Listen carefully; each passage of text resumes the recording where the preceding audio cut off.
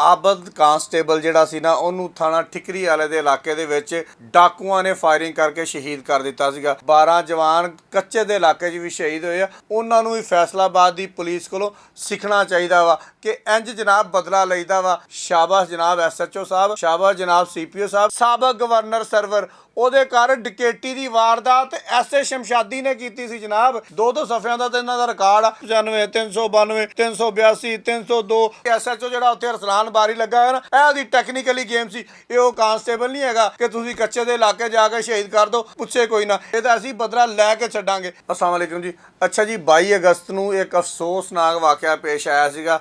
ਆਬਦ constable ਜਿਹੜਾ ਸੀ ਨਾ ਉਹਨੂੰ ਥਾਣਾ ਠਿਕਰੀ ਵਾਲੇ ਦੇ ਇਲਾਕੇ ਦੇ ਵਿੱਚ ਡਾਕੂਆਂ ਨੇ ਫਾਇਰਿੰਗ ਕਰਕੇ ਸ਼ਹੀਦ ਕਰ ਦਿੱਤਾ ਸੀਗਾ। ਤੇ ਸਾਡੇ ਫੈਸਲਾਬਾਦ ਦੀ ਪੁਲਿਸ ਨੇ ਉਦਣ ਹੀ ਇਹ ਬੇੜਾ ਚੱਕ ਲਿਆ ਸੀਗਾ ਕਿ ਜਿੰਨੀ ਦੇਰ ਤੱਕ ਅਸੀਂ ਆਪਣੇ ਸ਼ਹੀਦ ਕਾਂਸਟੇਬਲ ਦਾ ਬਦਲਾ ਨਹੀਂ ਲੈ ਲਵਾਂਗੇ ਨਾ, ਉਨੀ ਦੇਰ ਤੱਕ ਅਸੀਂ ਚੈਨ ਦੇ ਨਾਲ ਨਹੀਂ ਸੋਵਾਂਗੇ। ਤੇ ਮੈਂ ਜਨਾਬ ਸਿਰਫ ਦੱਸਣਾ ਚਾਹੁੰਦਾ ਵਾਂ ਕਿ ਸਾਡੇ 12 ਜਵਾਨ ਕੱਚੇ ਦੇ ਇਲਾਕੇ 'ਚ ਵੀ ਸ਼ਹੀਦ ਹੋਏ ਆ। ਉਹਨਾਂ ਨੂੰ ਵੀ ਫੈਸਲਾਬਾਦ ਦੀ ਪੁਲਿਸ ਕੋਲੋਂ ਸਿੱਖਣਾ ਚਾਹੀਦਾ ਵਾ ਕਿ ਇੰਜ ਜਨਾਬ ਬਦਲਾ ਲਈਦਾ ਵਾ। ਜੇ ਕੋਈ ਕਾਂਸਟੇਬਲ ਸਾਡੇ ਨੂੰ ਸ਼ਹੀਦ ਕਰਕੇ ਕਿ ਜਾ ਕੇ ਵਿਖਾਵੇ ਕਿੱਥੇ ਜਾਂਦਾ ਵਾ। ਮੈਂ ਜਨਾਬ ਦੱਸਦਾ ਵਾਂ, ਇੱਕ ਡਾਕੂ ਤਾਂ ਜਨਾਬ ਉਦੋਂ ਮੌਕੇ 'ਤੇ ਢਾਹ ਲਿਆ।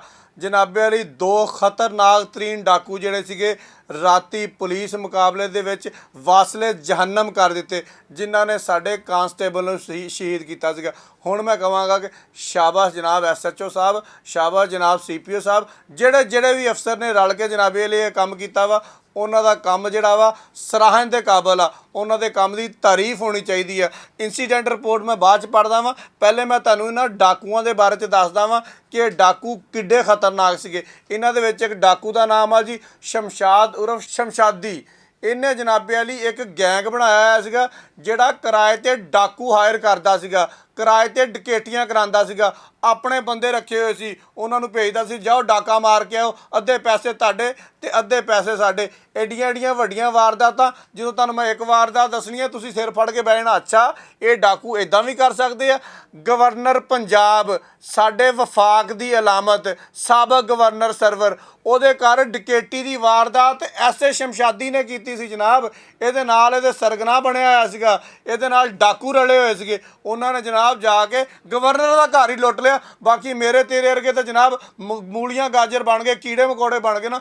ਅਗਰ ਗਵਰਨਰ ਦਾ ਘਰ ਲੁੱਟਿਆ ਗਿਆ ਤੇ ਆਪਾਂ ਪਿੱਛੇ ਕੀ ਰਹਿ ਗਏ ਜਨਾਬ। ਮੈਂ ਕਹਾਂਗਾ ਕਿ ਫੈਸਲਾਬਾਦ ਪੁਲਿਸ ਦਾ ਇੱਕ ਬਿਹਤਰੀਨ ਕਾਰਨਾਮਾ ਸਾਹਮਣੇ ਆਇਆ ਵਾ ਕਿ ਇਹਨਾਂ ਨੇ ਇਹਨਾਂ ਡਾਕੂਆਂ ਨੂੰ ਵਾਸਲੇ ਜਹੰਨਮ ਕੀਤਾ ਵਾ। ਹੁਣ ਜ਼ਰਾ ਇੰਸੀਡੈਂਟ ਰਿਪੋਰਟ ਪੜ੍ਹ ਲਈਏ, ਇਹ ਪਤਾ ਨਹੀਂ ਹੁਣ ਸੱਚੀ ਹੈ ਕਿ ਝੂਠੀ ਹੈ, ਤੁਸੀਂ ਆਪੇ ਫੈਸਲਾ ਕਰਨਾ। ਲੇਕਿਨ ਜਿਹੜਾ ਕੰਮ ਕੀਤਾ ਵਾ ਉਹ ਅਖੀਰ ਕੀਤਾ ਵਾ, ਉਹਨੂੰ ਅਸੀਂ ਕਹਾਂਗੇ ਕਿ ਬਹੁਤ ਆਲਾ। ਇੰਸੀਡੈਂਟ ਰਿਪੋਰਟ ਕਹਿੰਦੀ ਹੈ ਜੀ ਕਿ ਅਸੀਂ ਜਨਾਬੇ ਵਾਲੀ ਵਾਇਰਲੈਸ 'ਤੇ ਕਾਲ ਵਸੂਲ ਹੋਈ ਆ, ਗੱਡੀ ਲੈ ਕੇ ਗਏ ਆ। ਅਬਦੁਲ ਮਜੀਦ, ਮੁਹੰਮਦ ਸ਼ਰੀਫ ਸਕਨਾ 204 ਰੇਬੇ, ਸ਼ਮਸ਼ਾਦ ਵਲਦ ਤਾਜ ਸਕਨਾ 204 ਰੇਬੇ, ਮੁਤਲਕਾ ਮੁਕੱਦਮਾ ਫਲਾਂ ਜਨਾਬੇ ਵਾਲੀ ਉੱਥੇ ਜਾ ਰਹੇ ਸੀਗੇ। ਇੱਕ ਜਸਮਾਨੀ ਰਿਮਾਂਡ ਇਹਨਾਂ ਦਾ ਹੈ ਸੀ ਸਾਡੇ ਕੋਲ ਕਿ ਉੱਥੋਂ 30 ਬੋਰ ਪਿਸਟਲ ਨਾਲ ਲੁਕੋਇਆ ਹੋਇਆ ਸੀਗਾ, ਉਹ ਲੈ ਕੇ ਗਏ ਆ। ਮੁੱਲਾਪੁਰ ਦੇ ਕਰੀਬ ਜਨਾਬੇ ਵਾਲੀ 6 ਡਾਕੂ ਹੋਰ ਆਏ ਆ, ਉਹਨਾਂ ਨੇ ਆ ਕੇ ਜਨਾਬੇ ਵਾਲੀ ਫਾਇਰਿੰਗ ਕਰ ਦਿੱਤੀ ਆ।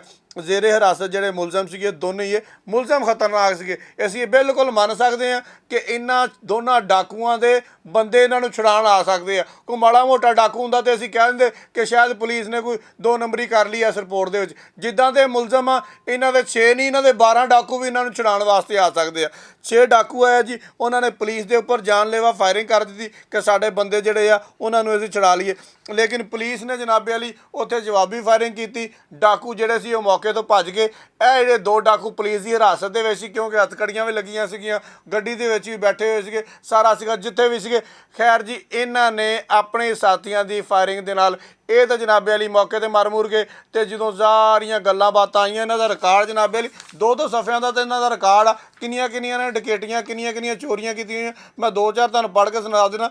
ਸਰਗੋਦਾ ਰੋਡ ਫੈਸਲਾਬਾਦ ਦਾ ਇਲਾਕਾ, ਸਰਗੋਦਾ ਰੋਡ ਇੱਦਾਂ ਇਹਨਾਂ ਨੇ ਸਮਝਿਆ ਆਇਆ ਸੀਗਾ ਜਿਵੇਂ ਭੂਆ ਦਾ ਘਰ ਆ। ਹਰ ਦੂਸਰੇ ਦਿਨ ਡਕੈਤੀ, ਹਰ ਦੂਸਰੇ ਦਿਨ ਡਕੈਤੀ, ਹਰ ਦੂਸਰੇ ਦਿਨ ਚੋਰੀ, ਹਰ ਦੂਸਰੇ ਦਿਨ ਡਕੈਤੀ। ਮਦੀਨਾ ਟਾਊਨ 'ਚ ਵੀ ਚਲੇ ਜਾਂਦੇ ਸੀ, ਉੱਥੇ ਭੂਆ ਰਹਿੰਦੀ ਹੋਣੀ ਹੈ, ਇੱਥੇ ਮਾਸੀ ਰਹਿੰਦੀ ਹੋਣੀ ਹੈ। ਖੈਰ ਜੀ, ਇਹਨਾਂ ਦਾ ਰਹਿਦਾ ਮੈਟਰ। ਹੁਣ ਖੈਰ ਇਹ ਮਰ ਗਏ ਨੇ।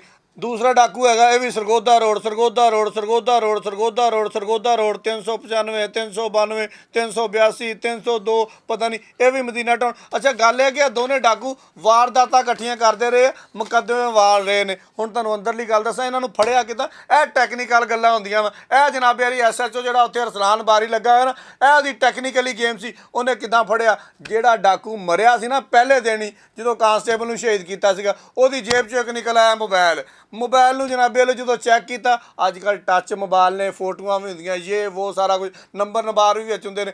ਜਦੋਂ ਉਸ ਮੋਬਾਈਲ ਨੂੰ ਫੋਲਾ ਫਾਲੀ ਕੀਤੀ ਤੇ ਮੋਬਾਈਲ ਦੇ ਵਿੱਚੋਂ ਸਾਰੀਆਂ ਗੱਲਾਂ ਨਿਕਲ ਆਈਆਂ। ਇਹ ਸ਼ਮਸ਼ਾਦੀ ਵੀ ਨਿਕਲ ਆਇਆ, ਆ ਮਜੀਦੂ ਵੀ ਨਿਕਲ ਆਇਆ, ਆ ਫੱਤਾ ਵੀ ਨਿਕਲ ਆਇਆ, ਆ ਨੱਥੂ ਵੀ ਨਿਕਲ ਆਇਆ। ਸਾਰੇ ਕਾਬੂ ਕਰਕੇ ਨਾ ਅਖੀਰੀ ਜਨਾਬ ਵਾਲੀ ਜਾ ਕੇ SHO ਸਾਹਿਬ ਨੇ ਧੌਣੋਂ ਫੜ ਲਏ। ਉਹਨਾਂ ਕਿਹਾ ਇੱਧਰ ਆਓ ਨਾ ਜਨਾਬ, ਆ ਕੇ ਹਿਸਾਬ ਦਿਓ ਜਨਾਬ, ਸਾਡਾ ਕਾਂਸਟੇਬਲ ਸ਼ਹੀਦ ਕੀਤਾ। ਇਹ ਉਹ ਕਾਂਸਟੇਬਲ ਨਹੀਂ ਹੈਗਾ ਕਿ ਤੁਸੀਂ ਕੱਚੇ ਦੇ ਇਲਾਕੇ ਜਾ ਕੇ ਸ਼ਹੀਦ ਕਰ ਦਿਓ ਤੇ ਤੁਹਾਨੂੰ ਪੁੱਛੇ ਕੋਈ ਨਾ। ਇਹ ਲੈਲਪੁਰ ਦੇ ਇਲਾਕੇ ਠਿਕਰੀ ਵਾਲੇ ਦੇ ਵਿੱਚ ਕਾਂਸਟੇਬਲ ਸ਼ਹੀਦ ਹੋਇਆ। ਇਹਦਾ ਅਸੀਂ ਬਦਲਾ ਲੈ ਕੇ ਛੱਡਾਂਗੇ, ਔਰ ਇਹ ਬਦਲਾ ਅੱਜ ਅਸੀਂ ਲੈ ਲਿਆ ਜਨਾਬ। ਬਹੁਤ ਸ਼ੁਕਰੀਆ।